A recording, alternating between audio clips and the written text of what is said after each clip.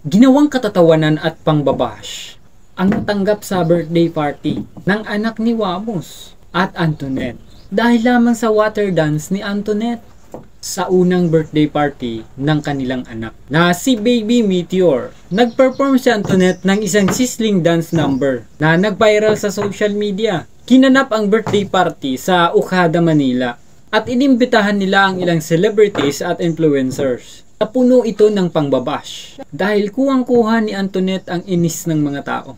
Dahil siya ang naging highlight, kasi sa kanilang birthday party, hindi lang si Antoinette ang nag-perform. Marami din naman. Nasakto nga lang na nagparitoka siya ng puwet. At sa birthday ng anak niya ay sumayaw siya ng water dance dahil sa kanyang performance. May mga nagkomento na hindi ito angkop para sa isang children's party, habang may iba naman na nagustuhan ang pagsayaw ni Antoinette.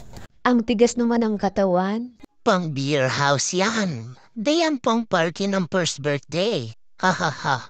Kawawa naman anak. Makikita, ganyan party niya. Dati ba siyang sexy dancer sa club? Ang galing. Sanay na sanay. Sino may birthday? Sinabi niya na sila ang masusunod dahil sila ang nagbayad ng gastos. Ang dami niyang pinoproblema.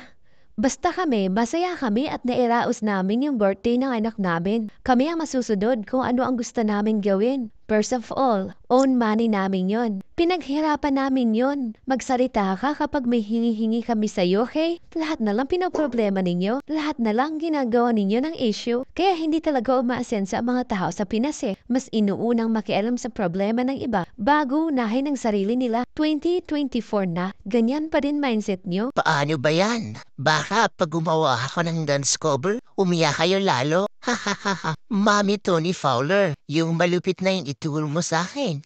Ginawan pa nga ito ng kanta ni Makagago. Kung puwet nito net sumobang round, lumindol yung sage. Sa lahat ng ito, baliwala lang ang lahat sa mag-asawa. Samantalang ang iba, puro pambabash ang ginagawa. Pero kung titingnan naman natin kung haliba na sumayaw sa birthday party ng anak niya, wala namang mali doon. Kasi nga, isa yun sa performance. Makita naman natin, kumpleto naman yung kanilang event. Hindi lang naman siya ang nag-perform doon. Meron silang Magic Man, costume play tulad ng Cocomelon. So, more on, pang baby din talaga. Ikaw, ano sa tingin mo? Comment down below at babasahin natin yan. Don't forget to subscribe.